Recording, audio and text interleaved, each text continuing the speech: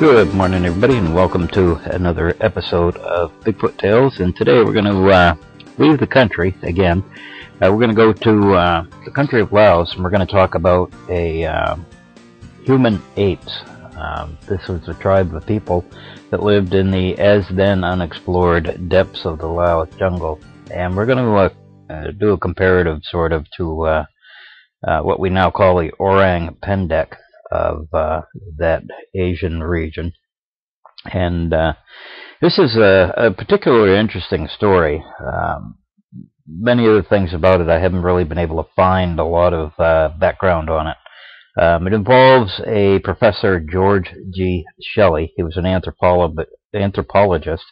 Couldn't find out a whole lot about him, but it also involves a quite well known at the time explorer, adventurer by the name of Carl Bock, who was somewhat of a anthropologist, geologist, a lot of different areas of interest of his, kind of like a Indiana Jones from the 1800s sort of character.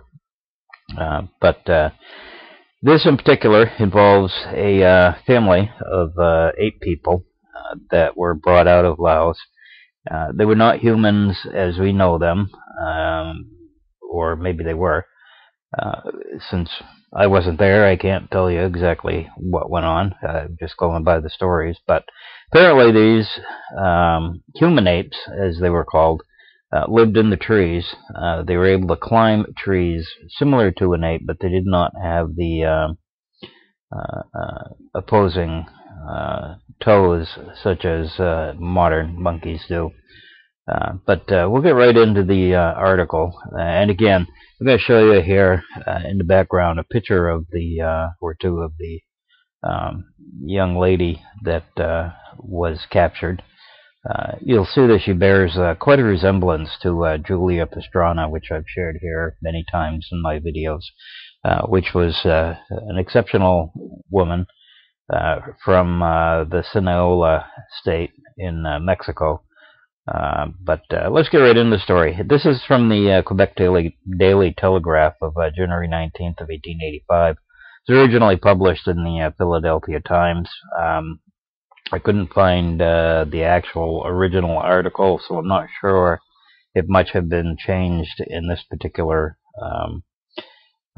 printing of it or not. But here's the story. Again, this is from January of 1885, so this is a fairly old story. Human apes, remarkable stories about free-living men. I am prepared to swallow the whole story, except the pouches in the mouth, said a gentleman the other day, to whom Professor George G. Shelley, anthropologist and member of the Geographical Society, was recounting the story of a hairy family, clearly human, but bearing many strong resemblances to the anthropoid apes, which were secured by himself and the well-known explorer Carl Bock, aided by some native soldiers in the wilds of Laos in the year 1832. I hear there are, said the professor, 3 distinct races of men who live in trees. There are Indians in South America who inhabit the borders of the Orinoco, Tukian, and Madeira rivers, the Vedas of Ceylon, and the Krau Manik of Laos, a dependence of Siam. Krau Manik means man-monkey. Laos is a part of the world which has never been thoroughly explored, and comparatively little is known about it by geographers and scientists.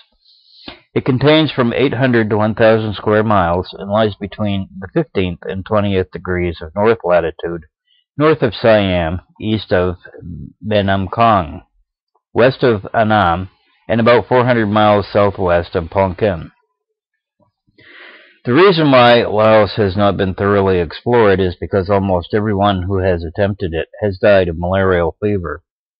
That part of the country in which the Krau lives is very swampy, is inhabited only by the men who live in trees, and by elephants and snakes. The people live in trees to escape the snakes and the wet ground. They weave the branches together to build huts therein.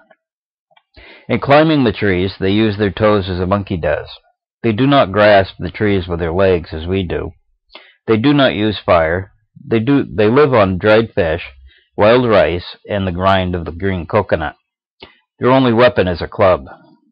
10 years ago, Karl Bach, the author of The Manhunters of Borneo and My Travels in Siam, was traveling in Asia on behalf of Mr. Farini, the English Barnum, to look for all the tall people which were said to live there. In the court of the King of Burma, he saw and talked with a hairy family, which were kept by the king for his amusement, as European kings formerly kept fools and dwarfs. Bach tried in every way to secure them to take them to Europe, but he failed. He offered $100,000 for one of them, but money is no object there. They have more of it than they know what to do with. These children that Bach saw were the grandchildren of a hairy couple which Crawford, who went to Burma in 1835 as an English plenipotentiary, saw there, and of which he published an account in his book, A Mission to the Coast of Ava. Crawford said that these people had been given to the King of Burma by the King of Laos. Early